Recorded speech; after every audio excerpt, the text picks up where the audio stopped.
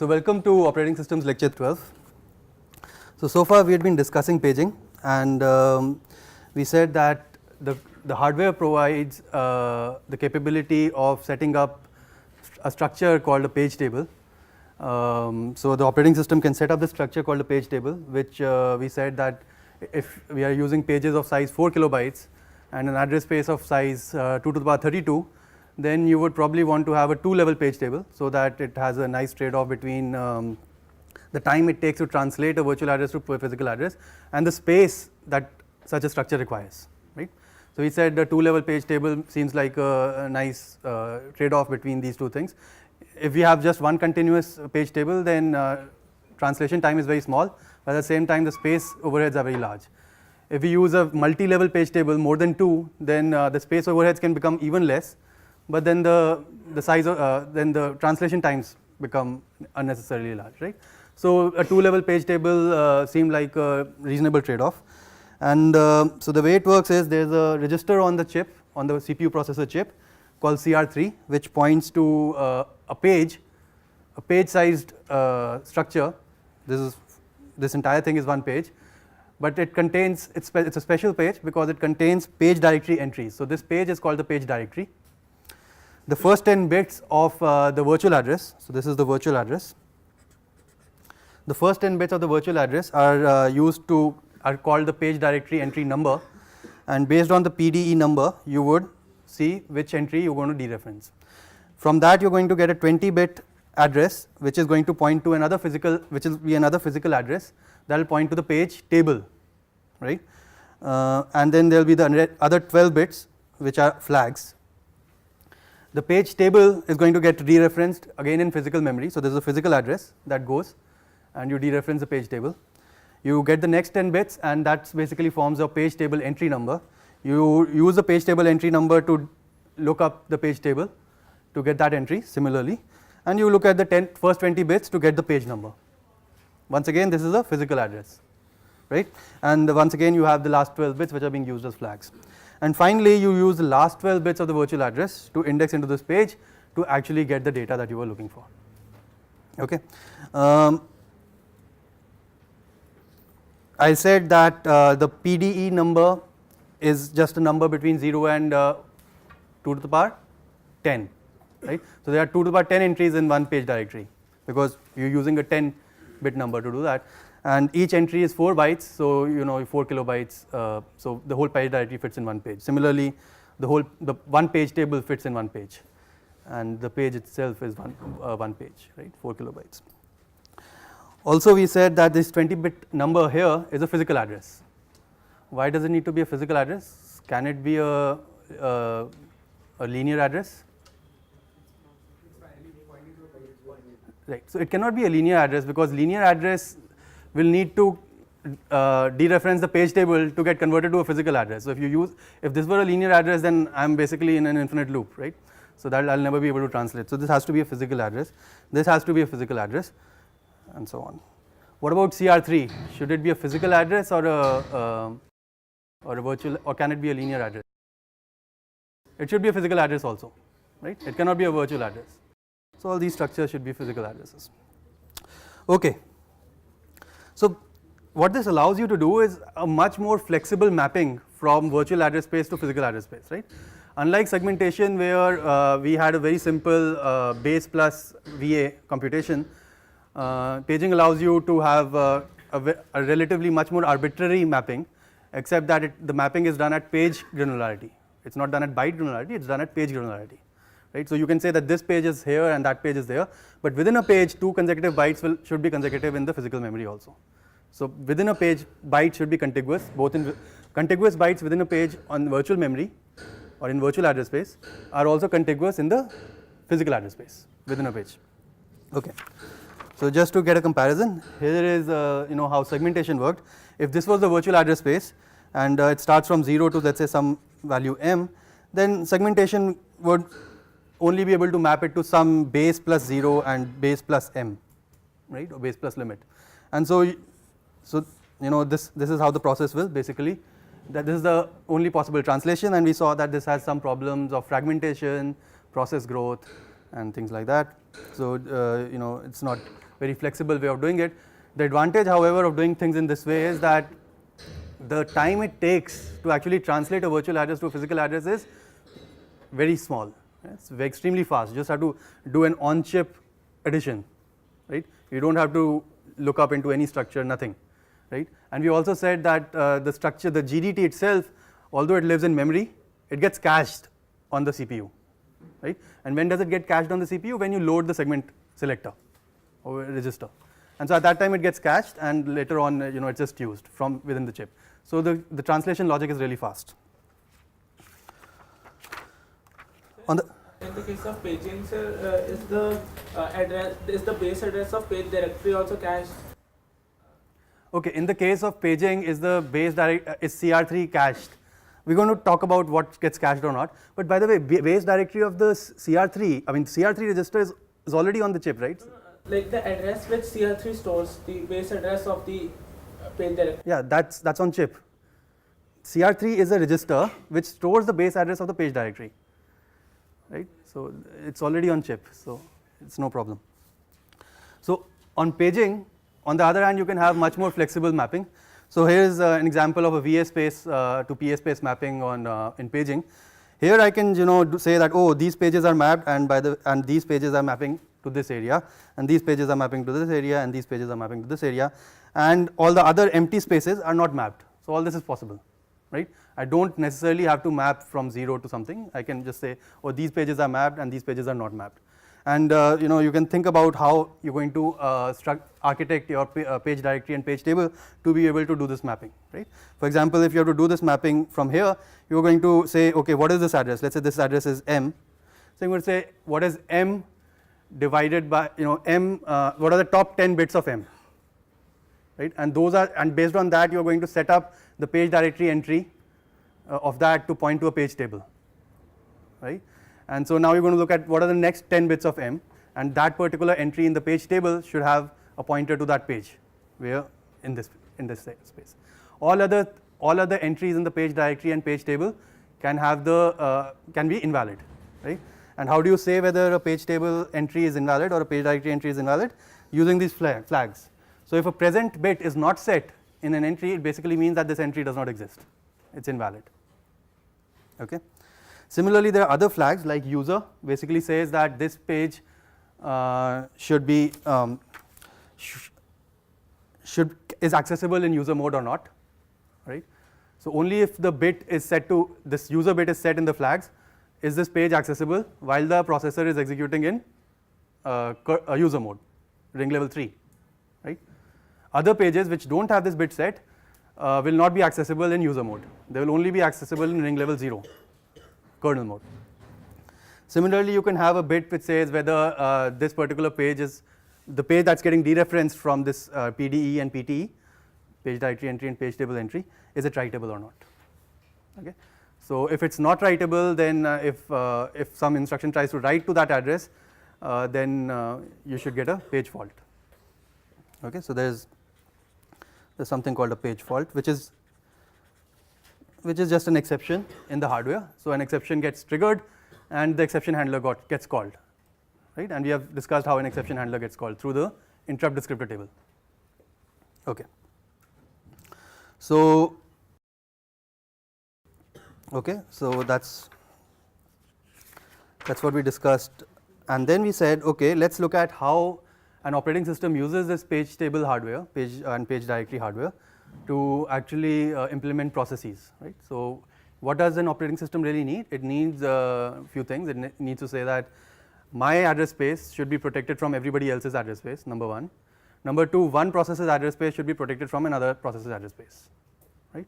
Those are the basic two things that an operating system wants, and we have already seen how it's done in segmentation. So in paging, one way to organize things, and that's how we're going to focus on this way in the beginning, is that let's say this is the VA space, okay, and let's say this is the PA space.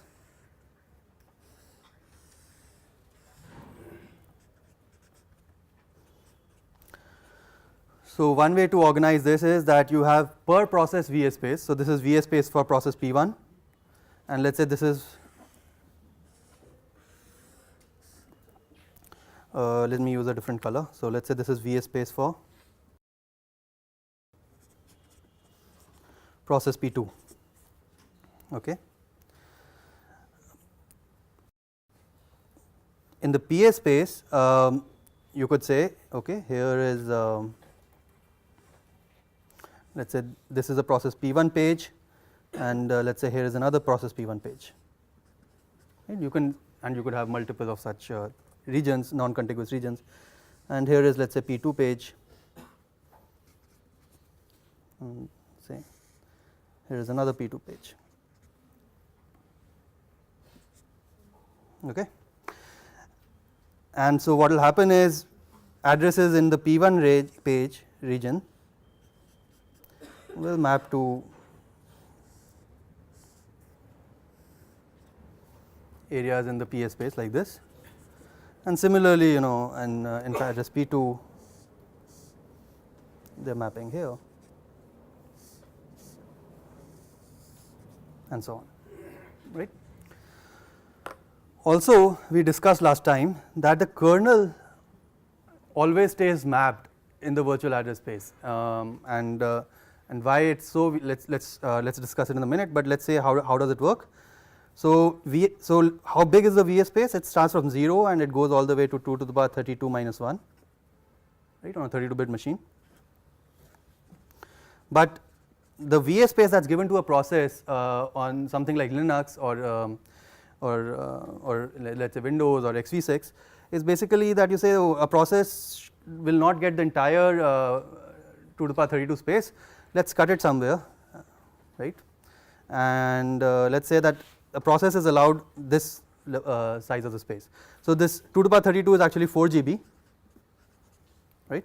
So one way to do it, and let's look at one particular operating system, XV6, right? So what does XV6 do? It says, you know, a process can use 0 to 2 GB, and that's it, right? All the addresses above 2 GB in the virtual address space belong to the kernel. Okay, so the kernel maps itself in the address space of the process, except that this particular mapping has the user bit set to 0, which means these pages will only be accessible if the processor is executing at ring level 0, right, in privileged mode. These pages will not be accessible by the user if the processor is executing in unprivileged mode, and it does so for every process. So even in this process, say 2 GB, so exactly at the same place the kernel is mapped. Okay. So a process has a has a virtual address space. Here it can have whatever it likes, and those are getting mapped to different regions, potentially different regions in the physical address space. But the kernel is mapped at the exact same place in every process. So basically saying the process, and no process is allowed to use more than, you know, let's say 2 GB on XV6. And of course this is also backed. So let me use a different color for the kernel. So black color, and let's say these are the kernel pages.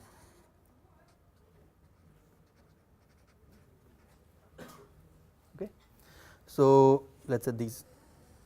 Here is the mapping from the kernel, and this stays constant.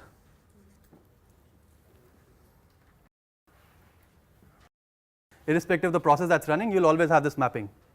And so what that means is, so how do you implement a different virtual address space for different processes? You have separate page tables for every process, right? So every process has a separate page table, and let's say if you're running process P1, you will load process P1's page table into CR3. If you're executing process P2, you will load process P2's page table into CR3, right?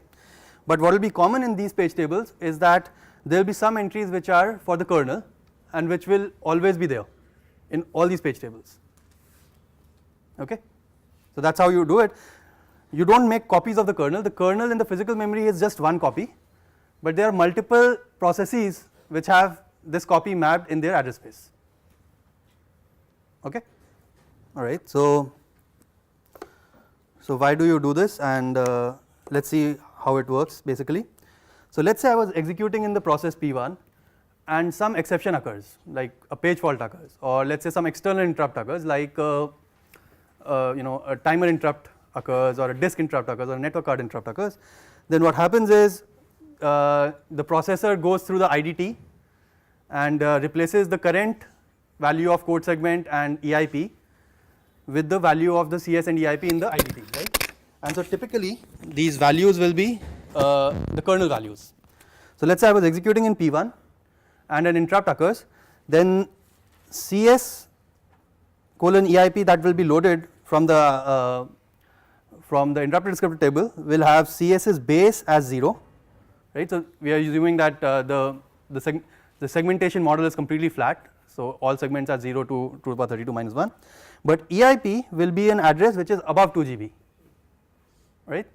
So EIP will be some 2G plus X whatever, right. So it is going to point somewhere here, and so if an interrupt occurs or if an exception occurs, the processor straight away jumps to the kernel address space, but it also reloads the CS so that the last 2 bits of the CS register are set to 0, so that the processor is now executing in privilege mode, right. That is the only way EIP can actually point to something in the kernel space, right. A user, if it just calls jump to this EIP, it will trigger a page fault, right, because if the user is executing in ring level 3, which is the last 2 bits of CS, then it says jump to some address which is above 2G, immediately there will be a page fault, because the hardware will try to walk the page table and will say, oh, you are running in user mode, but this particular page that you are trying to access is actually not a user page.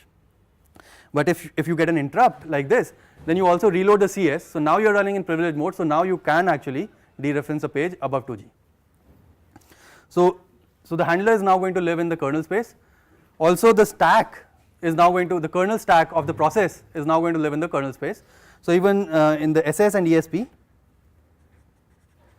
the SS's base is still 0 because we are using a flat segmentation model, but ESP values is some 2G plus let's say Y, so ESP is also pointing somewhere here, right. So that is the kernel stack of the process that was currently running. Where do you get the ESP from? The task state segment, right. So the hardware just reads the task state segment, so it is the responsibility of the operating system to set up the task state segment with the right ESP for that particular process. If the kernel was a process mode kernel, right, it was a process model, then you will have a separate ESP per process, in which case before you context switch to the new process, you should load a new ESP in the TSS, task state segment. If it is an interrupt model kernel, then the ESP remains constant, right. This is the same stack that always gets executed, right.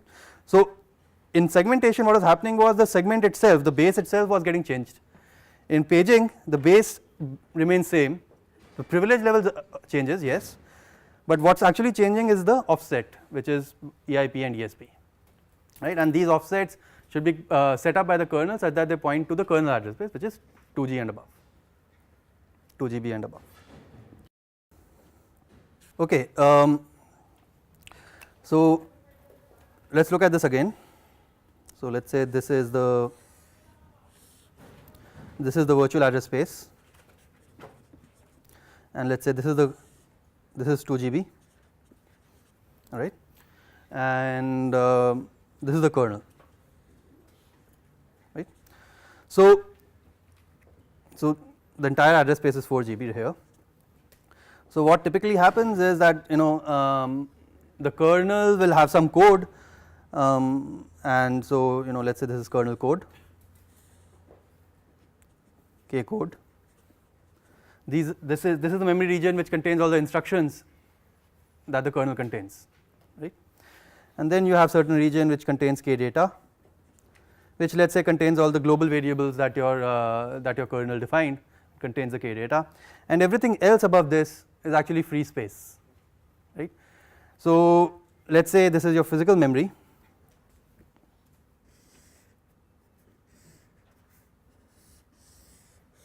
so this is PA space, and it is going from 0 to let us say some value M, capital M, right, and we said the last time we discussed, we said the addresses from 0 to 1 MB are actually this address space in the PA space is actually cluttered, because you have some address range which is meant for the console, right? For the VGA console, so if you write there, it's actually not memory, it's actually going to the VGA output. And there are other things like BIOS ROM and all these things. So 0 to 1 MB on x86 is a little cluttered, so let's just leave it as it is, right? But from 1 MB to M is space that's actually real memory that you can use with memory semantics. And so so what happens is, let's say in this you would first load K code and K data.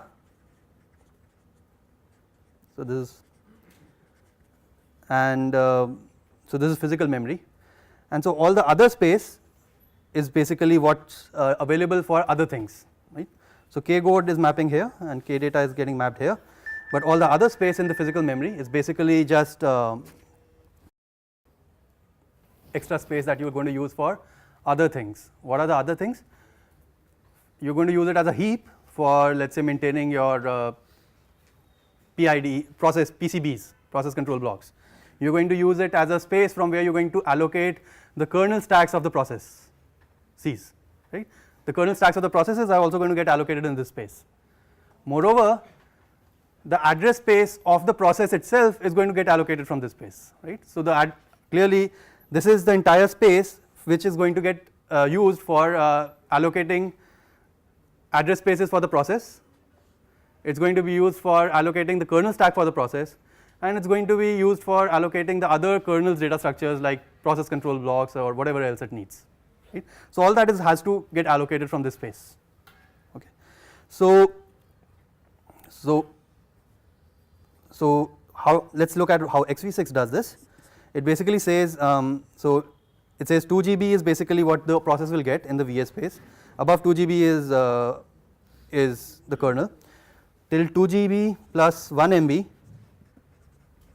it's not going to touch anything.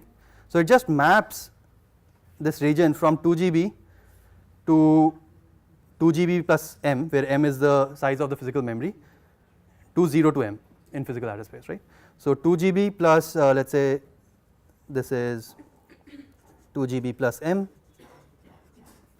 gets mapped to 0 to M. So the entire physical address space is also mapped in the kernel's virtual address space, okay, on x86. So the kernel can now access the physical memory directly by just saying, if he wants to access physical memory byte number 10, or let's say any x, then all it needs to do is 2 GB plus x is in the virtual address space is basically physical byte number x, right?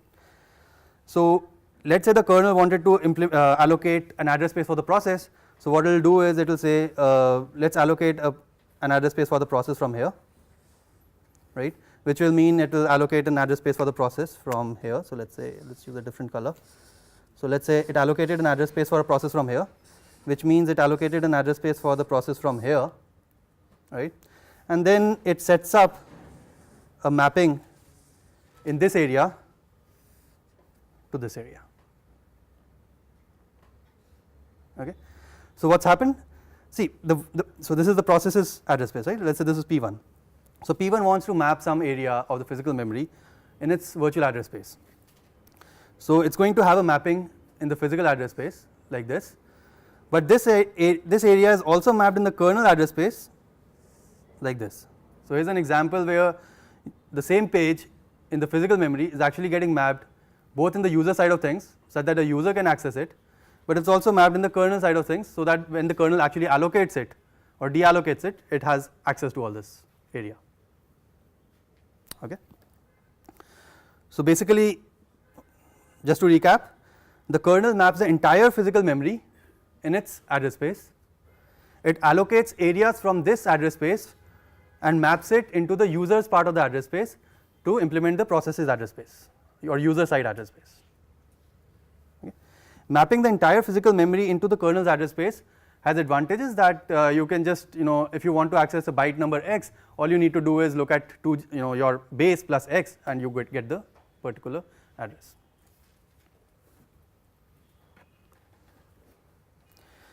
Yes. So that M is generally 4 GB. So how can you map 4 GB physical space into 2 GB? Okay, so question is how big is M? So in this organization that I have discussed so far, how big can M be?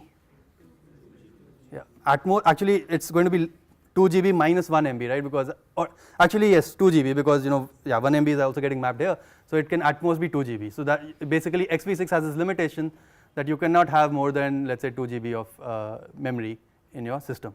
Okay. Actually, I should also mention that the top few address spaces are also reserved for devices. So it's actually even less than 2 GB in XV6. So what does it? So question is this? So for something like XV6, it's good enough. Number one, okay, because it's just an academic operating system. But for something like a real operating system like Linux, this may not be good enough. It may have been good enough in the early days of this operating system, like 90s, when you know the memories they were nowhere near 2 GB mark. So this was, you know, this kind of organization actually worked for hardware of that time. But how Linux deals with memories which are greater than you know, let's say 2 GB, if you start at 2 GB, is basically to recycle these addresses. So depending on which address you want to access, it just changes its address space on the fly, right? Here I'm talking about a static mapping. I'm saying the entire memory is mapped in the kernel address space all the time. So it's completely static for the entire duration of the system that's running. But if you are actually running out of the address space, because the address space of the kernel is only, let's say, 2 GB, but your memory is, let's say, 3 GB, then you will say, okay, the first few MBs which contain all my handlers and everything, those remain always mapped. But the other things, like the area from where I allocate memory for processes, that I sort of keep recycling, right? So some part of this 2 GB slice will get recycled. So sometimes it's mapping to this area of the physical memory, sometimes it's mapping to that area of the physical memory, and the kernel is basically ensuring that it's always doing what it wants to do. But some area of the kernel will always stay mapped, because things like handlers, right, or kernel stacks, they will always stay mapped. The area from where memory for the handlers is taken, which is K code, should always remain, right? You cannot just remove it at any time. Similarly, the memory from at which the kernel stack is living for the current process, that should always remain. And some other things which are basic functionality of the operating system, they always remain in the kernel. So if our physical address space is growing, then why can't we just grow our virtual address space? If our physical address space is growing, why can't we grow our virtual address space? All right, so question is, if my physical hardware memory is growing, then why can't I just switch to a 64-bit system? Yeah, that's what has happened, right? So one of the big motivations of actually moving to a 64-bit system is so you get rid of these kind of limitations. Okay, but let's just focus our attention on 32-bit system, because you know, that's simpler and will help us in understanding many concepts. Okay, so yes, if you had a 64-bit address space, then you can imagine that these are absolutely non-problems, right? Because there's no way a physical address space today, at least, or actually any time in foreseeable future, that you can have actually a memory which is 2 to the power 64 bits long, right? That's, I think, you know, I don't know how many atoms there are in the universe, so probably it's comparable. Okay, so this is the organization which, let's say, XV6 uses, and in fact other operating systems also use. So let's understand what are the advantages of doing this kind of organization. So the entire kernel space is mapped in every process, and we said that the entire physical memory is mapped in the kernel space. So essentially the entire physical memory is mapped in every process in the kernel side of things. And then there is a user side of things which is controlled by the kernel. And so anytime, what this gives you, the kernel, is that if there is an interrupt while the user is executing, you don't have to change any page tables or anything. You just switch the privilege level and you are executing in kernel mode. If you want to do some operation on behalf of the user, for example, let's say the user said, I want more memory. So all it needs to do is allocate something from its own address space, convert it into its corresponding physical address, and create that particular page table mapping, right? So it can use its own malloc function inside the kernel to manage that space that it has, which is actually the entire physical memory, right? So it can just use malloc to create a page. Let's say it wants to allocate a page for the physical process, then it just mallocs a page, converts, gets its address, converts that address to the physical counterpart, creates the corresponding mapping in the page table at the right position, and that's it, returns back to the user, right. So any interrupt or exception or system call does not need any change in the page table, so it's very fast in that sense, okay, because the kernel is mapped entirely in the address space of the process. Although in privileged mode, it sort of improves things in that sense. Okay. The other thing is, let's say you have a system call, and the system call will have some arguments, right. So things like exec, and exec is a system call which takes the first argument as a string. The question is, how does a process give an argument to a system call? How does the argument of a function work?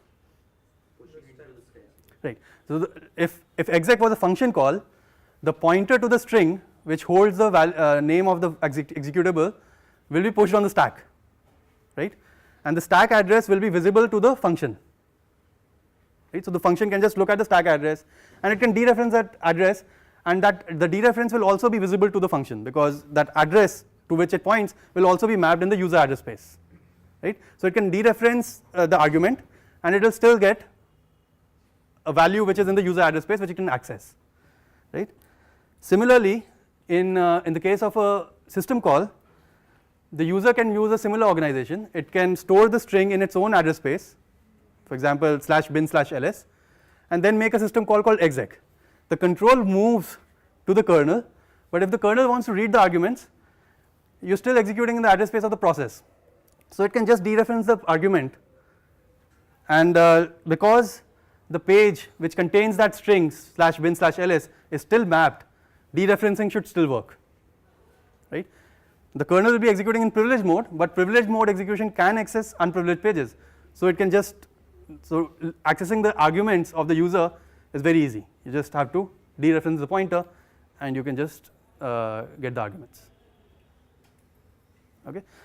Once again, there is an advantage of mapping the kernel into the user address space, because if the kernel is doing something on behalf of the user and the user wants to give some pass some information to the kernel, it's very easy to pass information from the user space to the kernel space, because they are both living in the same address space. The user can just set up something in its own address space and give a pointer to the kernel, right. The kernel can just dereference the pointer and it will be able to read the value, because you are in the same address space.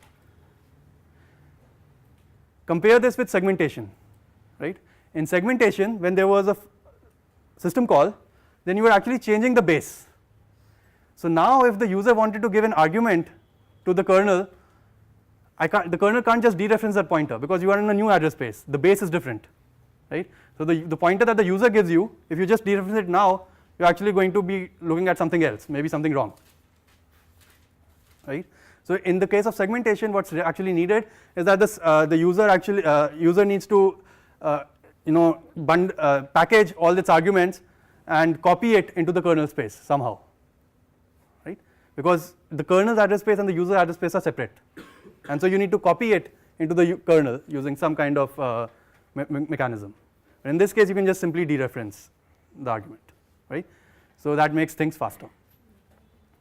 So in segmentation, couldn't the user have passed its own CS pointer as well for giving arguments, if it gives both the? Okay, that's an interesting question. So couldn't in segmentation, couldn't the user have couldn't the kernel have changed to, so the kernel already knows what are the user's segments, right. So the question is, can't in segmentation, can't the kernel just switch to the user segment before dereferencing the pointer, right? That's your question.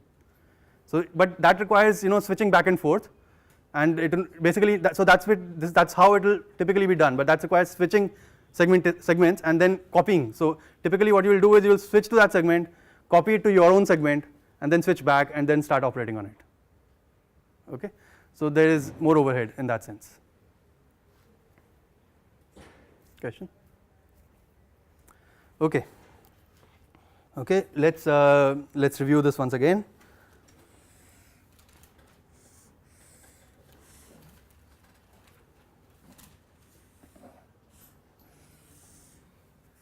Here's another way of drawing this.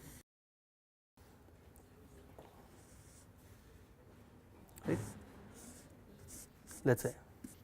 So this is process P1, this is process P2, and this is process P3. Each of them has a separate address space in the lower 2 GB, but they have the same address space in the upper 2 GB, right? And what that means is if process P1 makes any change in the kernel side, then process P2 will see it immediately because they are sharing the address space at the kernel side, right? So another way to say this is that user processes, each user process is also a kernel thread.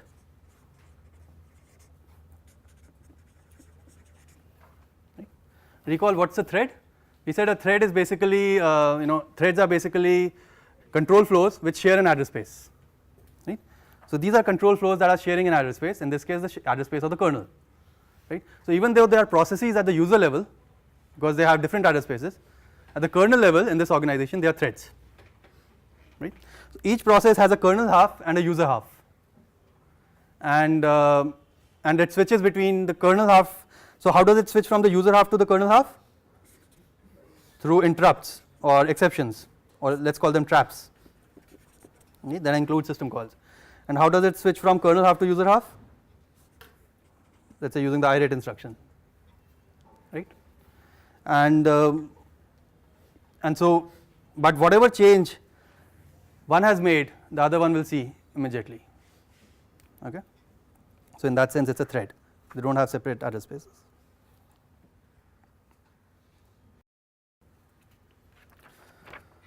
Okay, just some facts. Linux on 32-bit x86 starts the kernel address space at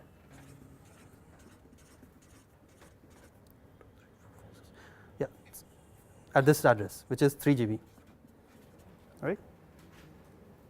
Okay, Windows on 32-bit I think by default starts at this address, that's 2 GB, but you can configure it to say that please start at 3 GB, right? XV6 on 32-bit x86 starts at 2 GB. Okay, so all these operating systems are actually mapping the entire kernel into the address space of the process, and basically because it allows very fast switching between user and kernel. Number one, you don't have to change any address spaces. Number two, it allows very fast communication from user to kernel, for example arguments and maybe even return values, right? So very fast communication back and forth between user and kernel because it's the same address space. All you need to do is dereference a pointer and you're there. Let's, for completeness, also understand what could have been the other organization, right? Let's say if the entire kernel was not mapped into the process address space, what's the other possibility, right? The other possibility is, let's say this is the virtual address space of P1, it just maps a small area for the kernel, right? And let's say there's another virtual address space which is just the kernel's address space, not associated with any process. And so what will happen is if you're executing in process P1, the handlers and all that are still in this space. So if there's an interrupt, you will jump here, but the first thing the handler will do is switch page table and you're here, right? And if you want to go back to the user, you want to switch it back and then you're going to go back to the user using irate, right? But notice that this involves, number one, switching page tables on kernel execution, number one. Number two, if I want to communicate from here to here, it's not easy because what I need to do is copy my string from here. Let's say I wanted to communicate a string, so I need to copy the string from here to here, then he needs to copy it from here to here, right? So the way he'll copy it from here to here is, let's say this same area is also mapped here, right? And so if he copies it from here to here, it's immediately visible here, and so when it switches it, it now can see it, right? But it involves extra copying basically from user to kernel. So it's relatively slower. Can we say it's same as segmentation? Yes, roughly same, except that in segmentation you didn't even, I mean segmentation is giving you a mechanism which doesn't even need, where you don't even need to map this area into the user address space, because it's a completely different segment. All right? Yeah, question? Sir, in the kernel region, all the addresses are linearly mapped to PA space, physical address. Yes. So we don't even need another this table, another table. We can directly just know that this is running in a kernel mode, so we can directly. Okay. So question is, if the kernel is just going to have a one-to-one mapping from virtual address space to physical address space, why do I need another VS space? Well, just that once you enable paging on hardware, you cannot just access physical address directly. You have to go through a page table. So once you enable the hardware, every address will go through the page table. So if you want to access the physical address, you just set a one-to-one mapping from virtual address space to physical address space. All right. So okay. So that's that's the introduction to paging, and from now onwards, we are actually going to look at XV6 code. I'm going to look at XV6 code to understand exactly how it's doing all these things that we have so far discussed, right? So let's just understand. So we're going to start with how a computer boots, right? So how does a computer boot? Across power recycles, if you switch off the power and you switch it on, everything in your memory registers, everything gets wiped out. No processes, no kernel space, no user space, nothing persists. The only thing that persists is the disk, right? And so when you boot on the computer, there are certain conventions on how the disk should be laid out for the computer to actually start, right? So let's just, so a disk is actually a cylindrical device, but let's just consider it as a linear address space of blocks, right? So this is block number 0, so disk blocks. So block number 0 and block number 1, 2, right? And let's say it's very large. Okay. So that's how the disk is. It's a collection of blocks where each block, and once again this is a property of the hardware, is 512 bytes, right? Or sector, also called sector.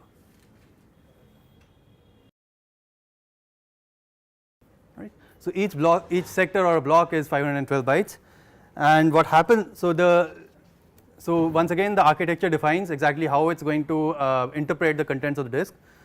So the first block of the disk, which is block number 0, is called the boot sector. Right. So when you start up your computer, the first thing, let's say this is physical address space, right? So the first thing the computer will do before even the first instruction of your operating system executes is that it's going to load this sector number 0 into some predefined address, right? It's going to load it here, and it's going to transfer control to the first instruction in that sector, right? On x86 this address is hexadecimal 7C00. So you load this particular sector of 512 bytes at this address, at this physical address 7C00, and you transfer control to the first instruction. Recall from a previous discussion that when the computer boots on x86, it boots in 16-bit mode, right? So in 16-bit mode there is no paging. Segmentation is of a very primitive form where you just multiply the base with a segment value with 16 and add it to the physical address. So there is no GDT or anything that's out. So at this point the processor will be executing in 16-bit mode. The boot sector should be, what should the boot sector do? So the hardware will only load the boot sector from here to here. The boot sector should know where the rest of the kernel is, and now it should load it into the right memory and transfer control to it.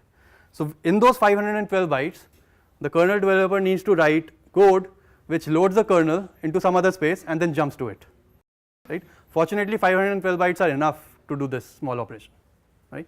So what we're going to look at next time is basically the code to do this, and then what does the kernel do next and next and next, right. And so how does it set up paging, and then how does it start the first process. Okay, so let's stop here.